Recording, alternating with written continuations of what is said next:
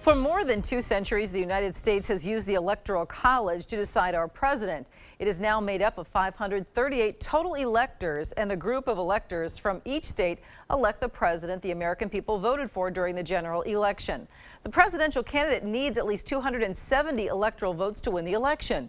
News 8 Now's Tyler Jobe explains tonight how the Electoral College started and why we still have it today. The United States is a system based on democracy. It's our ability to have the right to vote during every election.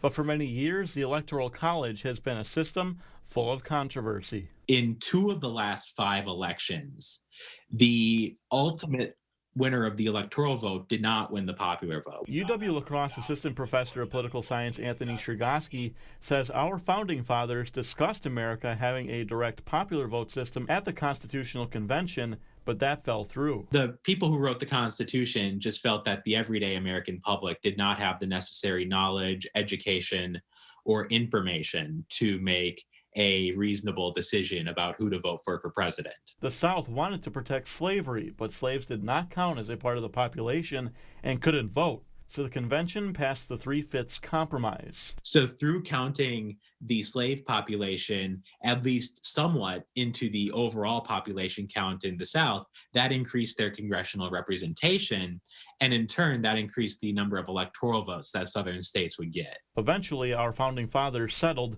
on the Electoral College. It was an 11th hour decision at the Constitutional Convention in 1787. To this day, the overall scope of the Electoral College has not changed that much. The number of electors from each state in the Electoral College is largely based off of population. The total number of House of Representatives and Senate members make up a state's total amount of electoral votes. Each state has 2 senators. Electors are supposed to simply rubber stamp the outcome of the popular vote in their particular state. Republicans generally support the Electoral College. So you can't just dominate one region and become president. But Democrats are pushing for a national popular vote system. Does it undermine democracy when the national popular vote winner does not become president? I mean, that's really the question that this comes down to. Chergosky says in order to get rid of the Electoral College, both chambers of Congress would need to have a 2/3 majority vote, as well as support from 38 states. So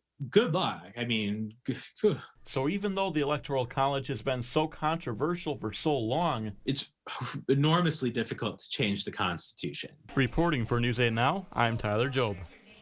All right, we always appreciate hearing from Anthony Chergosky. He also says we would likely move to a popular vote system if the Electoral College was ever eliminated. The U.S. is the only country in the world that elects a president using the Electoral College system.